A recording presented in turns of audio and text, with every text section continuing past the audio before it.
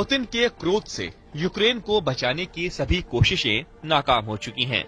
Trump युद्ध का अंत नहीं करवा पा रहे। पुतिन के हमले तेज होते जा रहे हैं। बमबारी जैसे 3 साल पहले 24 फरवरी की तारीख को शुरू हुई, उससे भीषण 3 साल बाद जारी है। यूक्रेन दहल रहा है। शहरों के खंडहर धुआं उगल रहे हैं। बस्तियों की बर्बादी के बाद रूसी झंडे तनते जा रहे हैं। इस युद्ध त्रासदी के बीच यूक्रेन के राष्ट्रपति ने अपने पद से इस्तीफे की पेशकश कर दी है, लेकिन कुछ शर्तों के साथ। जेलेंस्की ने हार मान ली है, मगर यूक्रेन नहीं हारेगा। जेलेंस्की हर शर्त मानने को तैयार है, लेकिन यूरोप नहीं मानेगा। जेलेंस्की ने राष्ट्रपति पद से इस्तीफे की पेशकश भी की है, लेकिन पुतिन की टेंशन कम नहीं होगी। लेकिन ट्रंप का प्लान कामयाब नहीं होगा, लेकिन युद्ध का अंत भी नहीं होगा। यूक्रेन लड़ता रहेगा, पुतिन की हार तक युद्ध चलता रहेगा।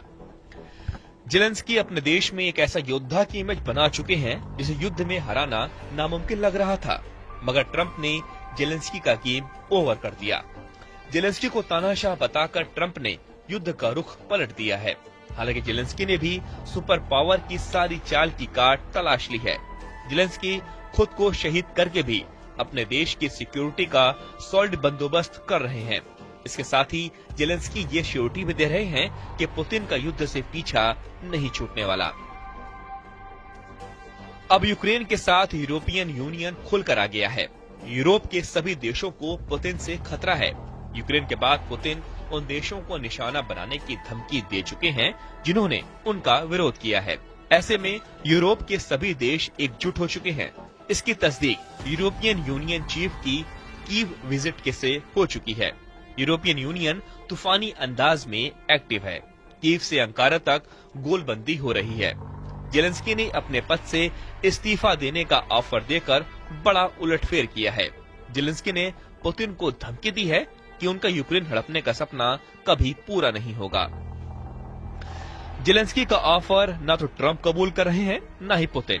ट्रंप ने साफ कर दिया है कि यूक्रेन को नाटो सदस्य नहीं बनाया जाएगा, जबकि नाटो में यूरोपीय देशों की बड़ी भीड़ है। ये सभी यूक्रेन के साथ हैं। यूरोपीय देशों ने यूक्रेन को युद्ध लड़ने के लिए बड़ी मदद का ऐलान कर दिया है। कीव पहुंचे यूरोपीय लीडर्स के दल ने ट्रंप के रुख को बदलने की कोशिशें भी बंद नहीं की हैं।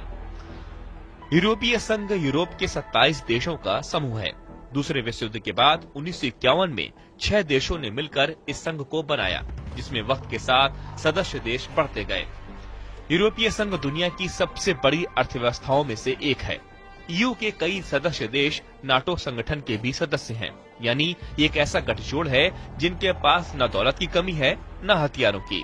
जर्मनी, फ्रांस जैसे ताकतवर देश अब तक पर्दे के पीछे से यूक्रेन का साथ देते रहे हैं, लेकिन ट्रंप के पुतिन के पाले में जाने के बाद अब ये खुलकर यूक्रेन के साथ आ गए हैं। मतलब अब आर पार का घमासान शुरू होने जा रहा है। रूस यूक्रेन की हार तक हमले करेगा। इसके बीच जो आएगा उसे भी पुतिन का प्रचंड प्रहार झेलना होगा, वो फिर चाहे यूरोप का कोई देश हो या फिर नाटो जैसा सैन्य संगठन। पुतिन की जीत की राह में आने वाला कोई भी अब सलामत नहीं बच सकता। रूस के एटमी हथियारों के वार जोन में उतरने का ऐलान भी हो चुका है।